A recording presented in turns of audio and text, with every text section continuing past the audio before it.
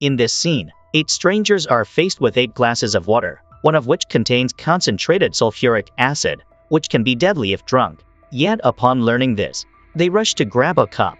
Indeed, this is a game of chance. Whoever survives until the end will receive a substantial monetary prize. Each participant is burdened with enormous debts. Victory means a fresh start, while defeat results in death. Each believes they could be the lucky survivor. As the game master begins the countdown 3, 2, 1, the life and death game officially starts. However, at that moment, a man suddenly calls to stop and makes a peculiar request to switch cups with a female student opposite him. He argues that she looks like a good person, and the choice of an innocent soul surely wouldn't be poisoned.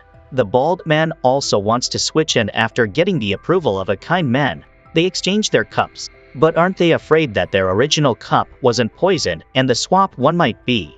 Under the game master's command, for a chance at life once more, drain your cups, drain your cups. The 8 participants raised their glasses, but then a deadly silence follows. Everyone secretly hopes someone else will quickly show symptoms. At this point, the poison has already silently spread in someone's body, and suddenly someone drops a fork. Everyone initially thinks the answer is clear, suspecting the bald man who dropped it due to a shaky hand. But before anyone can relax, the face of the kind man twitches and then he uncontrollably collapses to the ground. He dies reluctantly, giving a cold look to the bald man, possibly regretting in his final moments that he gave his chance of survival to the bald man.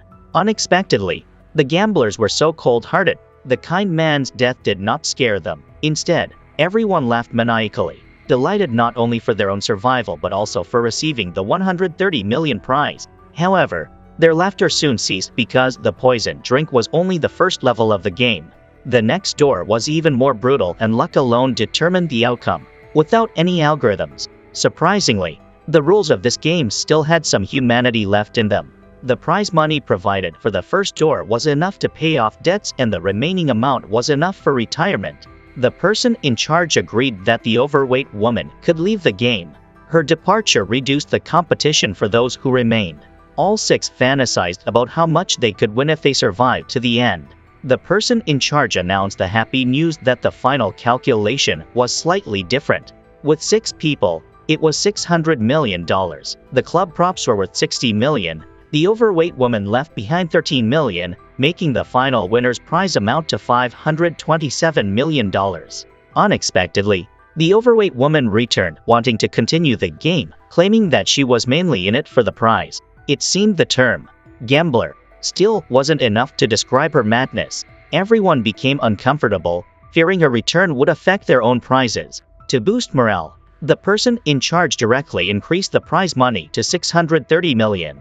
The players were even more excited upon hearing this, believing they might actually survive to the end. The terrifying second door quickly arrived, but they were puzzled why each person was given a pillow, until the person in charge brought out a large box and handed them a yellow package bag.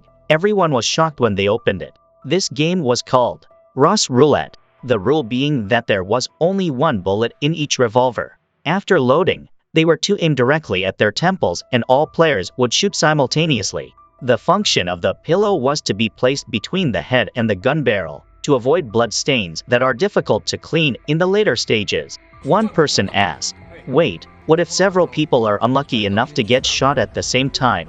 The person in charge responded, "Isn't that good? If everyone is shot at the same time, all will be eliminated."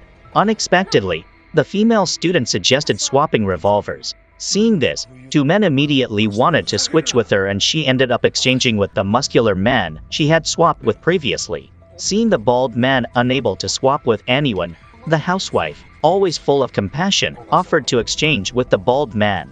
The players gripped their pillows, raised their guns and posed. When the person in charge started the countdown 3, 2, 1, everyone pulled their triggers simultaneously, but nothing happened. They reloaded and tried again with no sound. Some grew more fearful, others more excited, but all were ready to risk everything for the prize. The person in charge signaled to fire again.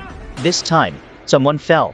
It was the housewife who had just swapped with the bald man, and the smiles on the faces of the remaining players were even more twisted than before.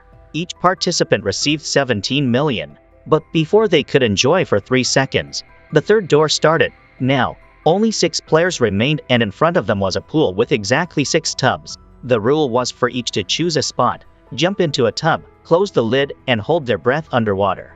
The longer they could hold their breath, the greater the reward, until they couldn't hold it anymore and had to open up to breathe. But a life-risking game couldn't be that simple. One of the tubs couldn't be opened, and all compartments were made of solid steel. If unlucky enough not to be able to open it, certain death would follow, and dying from drowning is one of the most agonizing deaths. Everyone felt a bit of fear, except for the overweight woman, who couldn't hide her excitement. She was the first to lift the tub, but after observing for a while, she gave it to the female student, saying the one at the back was absolutely safe, and even handed her a talisman for protection. The female student, grateful, obediently jumped in. The overweight woman randomly chose another and jumped in. When it was the muscular man's turn, he was very deliberate. He asked the person in charge which tub he would choose. The person in charge cautiously replied that whether it was entering a restroom or a bar, he would choose the closest one to him. However, he quickly realized the man was trying to probe his thoughts, attempting to explain that his choice might not necessarily be the right one. The muscular man trusted him and chose the nearest tub to jump into. The scholarly-looking guy chose the tub next to the female student. Now, only the female doctor and the bald man remained. Since the bald man was most afraid of water, he insisted the female doctor choose first, and he took the last remaining spot. With the countdown, all 6 players simultaneously dived into the water and began holding their breath. Each appeared quite uncomfortable.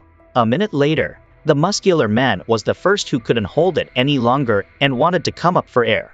Fortunately, his lid could be opened. The overweight woman also emerged easily. Then the scholarly-looking guy and the female student followed. Currently, only the tubs of the bald man and the female doctor remained immobile. Finally, unable to hold their breath any longer, both wanted to come up to breathe. Who would be the lucky one to open the lid? This couple was nearing the point of suffocation but refused to surface for air, knowing that the longer they held their breath, the higher the prize money would be. However, one of the 2 tubs was locked, meaning one of them was destined to suffocate.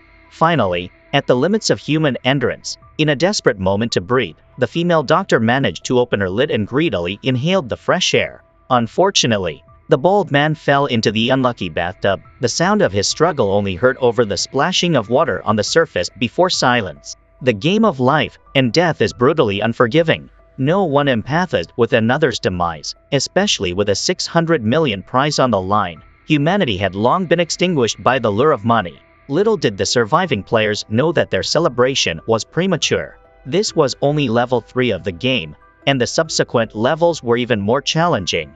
Without any strategies or algorithms, relying solely on luck, no one could be sure who would have the last laugh. A more thrilling level 4 is approaching, as the sponsors unexpectedly invite a mysterious player. He has won the final prize 3 times in a row. Someone who can survive so many rounds must be extraordinarily lucky or possess skills beyond the ordinary. Thinking this, all players opposed his participation. Yet, it turns out, this man brought all his winnings with him, significantly multiplying the game's budget. The players, enticed by the prize money, began to strategize about the new player's calculations. The female student, who has the highest IQ, suggested they could learn from the man's extensive game experience. They might observe his movements and adjust their reactions, possibly even advancing past him. Hearing this, everyone appreciated the idea. The prop for level 4 consisted of 6 chairs, one of which carried an electric current exceeding 10,000 volts. Any player sitting on this chair would be electrocuted from head to toe. However, when it came time to choose, everyone nominated the new player with glasses to choose first. Without hesitation, he randomly picked a chair and sat down. The other players played rock, paper, scissors, with the winner getting the chance to swap places with the man with glasses, who graciously allowed the switch. He always trusted his luck and casually chose another seat. The other players also settled into their chosen seats, each stepping onto them barefoot. 3, 2, 1, begin. As the game master flipped the switch, the light started to flicker on and off. Amidst the sparks and flashes, an arm from one of the players dropped to the floor. After a deadly silence, everyone was shocked. It was the new player with glasses. Everyone sighed that his return was a death-seeking move. Overconfidence is a flaw. A few lucky breaks don't mean luck will last forever. This round was enough for the female student and the scholarly-looking man to cover their debts, but they chose to stay and continue playing. The female doctor smirked, amused by human greed. Even the seemingly harmless ones couldn't resist the temptation. Quickly, the fifth door was ready. In front of the players was a delicious-looking hot filled with mushrooms. But in a life-risking game, there's no chance just to enjoy a meal. They discovered that one of the mushrooms was poisonous. The rule was that each person picks a portion from the pot, not to eat but to feed someone else, and they must eat the whole bowl. The players drew poker cards to determine the order for selecting the mushrooms. The first to choose was the female doctor, who picked a mushroom resembling the deadliest one. Ultimately, only by poisoning another could one have a chance to survive. She handed her choice to the person she disliked the most, the muscular man. Next, the muscular man, having heard that the brighter the mushroom, the more poisonous it is, passed his selection to the scholarly-looking man. Unlike the previous players, the scholarly-looking man did not wish death upon anyone, so he chose a mushroom that did not look like the deadliest and gave it back to the female doctor. At this point, the female student and the overweight woman had not yet chosen, and no one had chosen for them. They could only select for each other. But what they never expected was that the overweight woman, with a heart like a mother's, knew the female student was well educated and asked her which mushroom was poisonous. She intended to choose a non-poisonous one for the female student, seeing her as a younger sister. She reasoned that a gambler like herself was not worth mourning, and she wanted the student to continue her life and education. As she urged the young woman to recall what she had learned in class, the naive student was moved to tears and revealed that the yellow mushroom on the right was poisonous. But before she could wipe her tears and runny nose, she discovered that the poisonous mushroom she had identified was placed before her. It was then she realized that the least trustworthy people in the world are gamblers, but by then it was too late for regrets, and she tearfully ate the mushroom she had selected herself. The players also ate the mushrooms in their bowls, and after finishing, everyone felt sympathy for the female student. The female doctor painted her nails red, making her very happy. She remarked that it wasn't so bad to ascend to heaven looking so beautiful.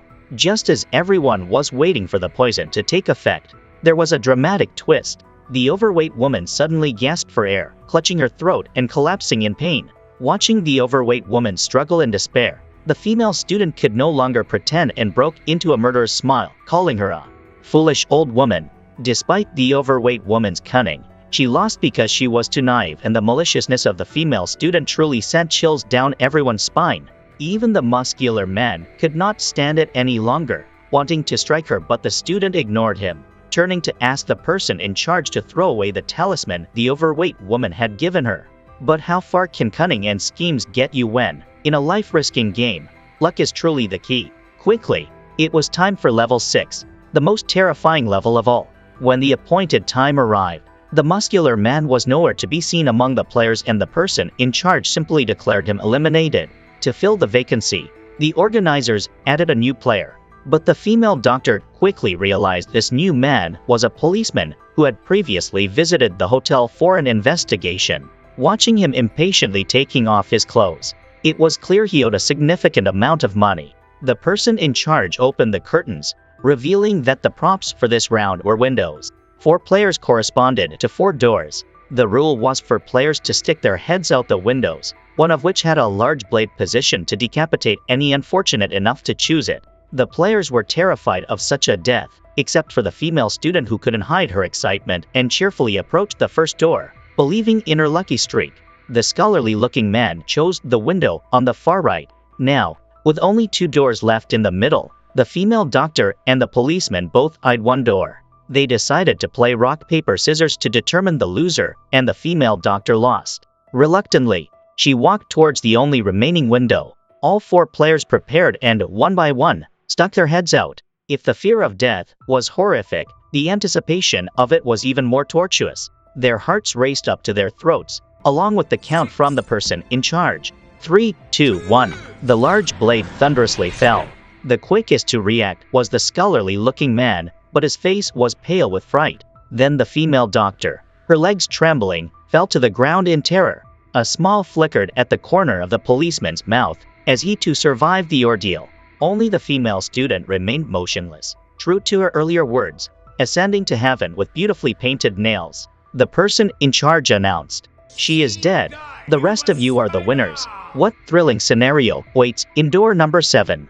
And where has the muscular man who disappeared gone? Let's wait for the next episode.